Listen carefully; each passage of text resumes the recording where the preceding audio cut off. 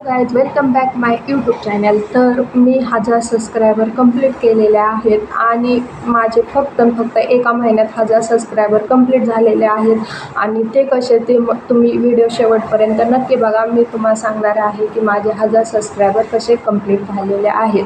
तर पहिले तर माझं नाव आहे पूजा आणि मी एका छोट्याशा गावामध्ये राहते आणि तिथं खूप मुश्किल आहे व्हिडिओ काढायचं, कारण की सध्या तरी तो कोणी व्हिडिओ काढत नाही आहे. जास्त करून लोकांना माहिती नाही आहे. खूप खेडेगाव आहे त्याच्यामुळे लोकांना माहीत नाही आहे आणि तो खूप मुश्किल आहे व्हिडिओ काढायचं, समोर बोलायचं, कारण की लोक खूप चर्चा करतात आणि मी त्याच्यातून सुद्धा हे केलेलं आहे आणि व्हिडिओ काढत आहे.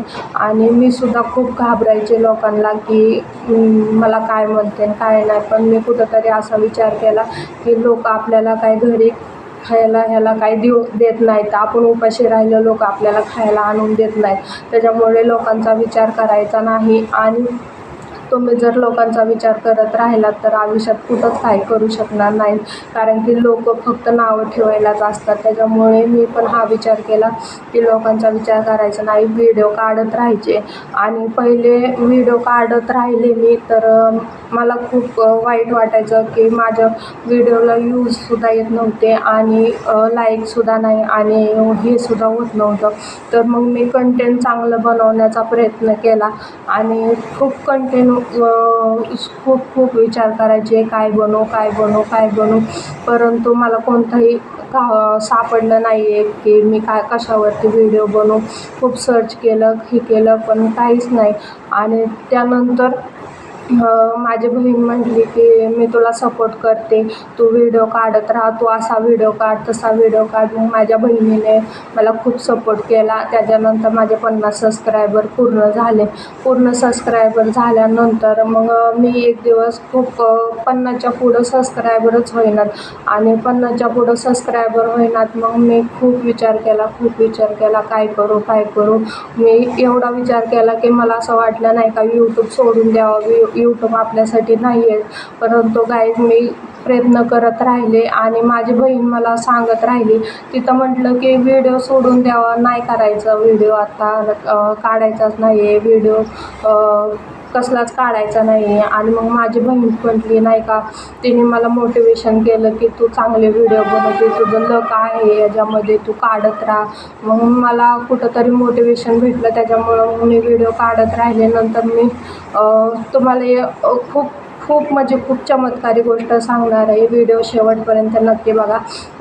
काय झालं, एक दिवस मी असंच चालले होते जॉबवरती आणि मला पहिले तर जॉब करूच वाटेना, कारण की मी लहानपणापासून म्हणजे 10वी जसे झाले तसं मी आत्तापर्यंत जॉब करत आहे. जसं मला 2 बाळं झाली तोपर्यंत मी जॉब करत आहे आणि मला इतका कंटाळा आला आहे जॉब करायचा. मला असं वाटतं की घरी राहूनच मुलींना सांभाळावं आणि असं बाहेर जाऊच वाटत नाही मला.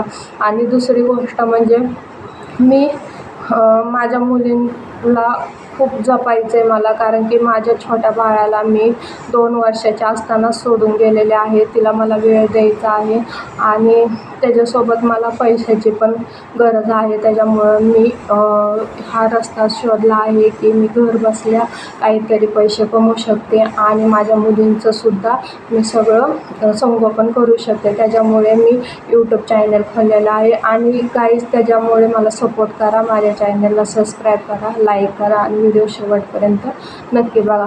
तर मी पहिले सांगणार आहे, स्वामींनी खूप मोठा चमत्कार केलेला आहे. मी एक दिवस अशीच बसले आणि स्वामींचा व्हिडिओ बसल्या माझ्यासमोर आला आणि मी व्हिडिओ स्वामींचा तयार करून यूट्यूबला टाकला.